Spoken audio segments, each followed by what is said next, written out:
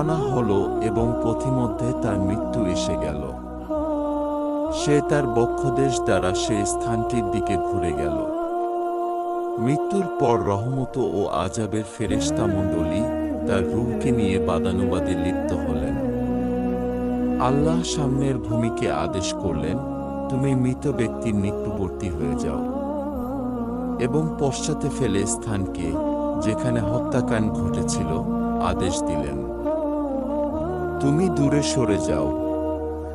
অতঃপর ফেরেশতাদের উভয় দলকে নির্দেশ দিলেন, তোমরা এখান থেকে উভয় দিকের দূরত্ব পরিমাপ করো। পরিমাপ করা হলো, দেখা গেল যে মৃত লোকটি সামনের দিকে 1 বিঘত বেশি এগিয়ে আছে। কাজেই তাকে ক্ষমা করা হলো।